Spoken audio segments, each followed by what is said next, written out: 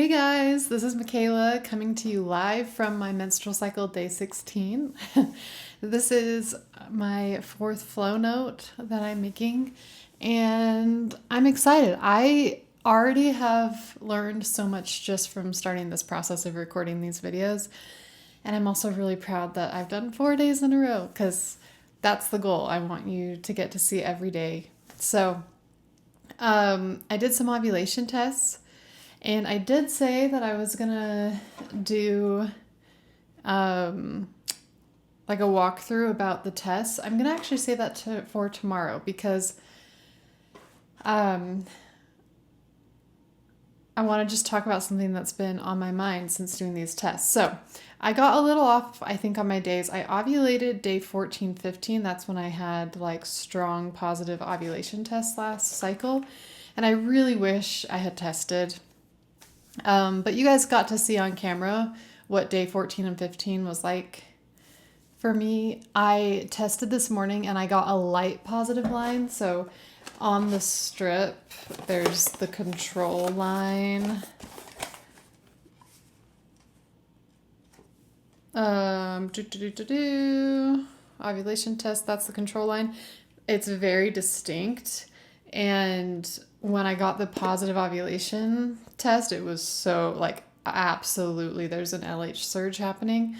And this morning it was just weak. So, but there was something. And then I just did another one and there was almost nothing. So I think I had my LH surge probably ending yesterday, which checks out. Again, I really wish I had tested.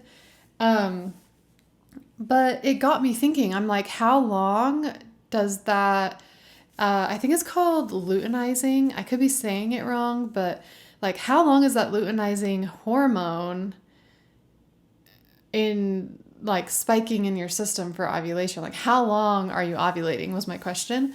So I did what anyone does and I went on Reddit and I noticed that like all the threads talking about like how to read ovulation tests and stuff were about monitoring fertility, which is awesome. I'm so glad that people are monitoring that and for that reason. But I really wish I had just seen more threads of women who wanted to monitor their ovulating just because they wanted to know when they were ovulating. And then it got me thinking, I'm like, well, what would be the incentive of knowing that you're ovulating? It's flow. It's knowing when you are ovulating so you can kind of base things around it, like creating a YouTube channel or creating a podcast or, making those changes that you've been really excited about, starting those new goals. Like that's going to be your peak period for those kind of things. There's so much that you can plan.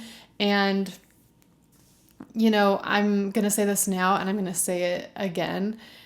I just dream of a day when women, just as frequently as they say I'm on my period, which is like pretty obvious when you're on your period, but just as often they say I'm ovulating and I'm so excited. Like I'm ovulating, let's plan all the things. I'm ovulating, let's start a business.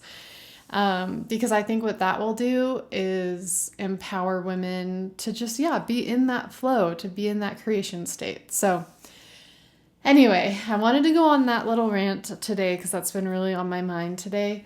And tomorrow I'll kind of go more into, look, this packaging is a baby, which is awesome. Like knowing when you ovulate is, that's a good reason to want to know when you're ovulating. But ladies, if it doesn't have to be the only one, if you are years and years away from wanting to conceive, or maybe you never want to conceive, I think it is still I know it's 100% beneficial and important and powerful and empowering to know when you ovulate.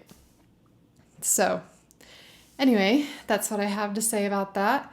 I'm about to go expend the last of my ovulating phase energy on a dance workout class. And I think I'm really heading into luteal. So We have a lot to look forward to here. I got like a little weepy today, so it kind of made my tests coming back weak to negative really makes sense because luteal, here we come.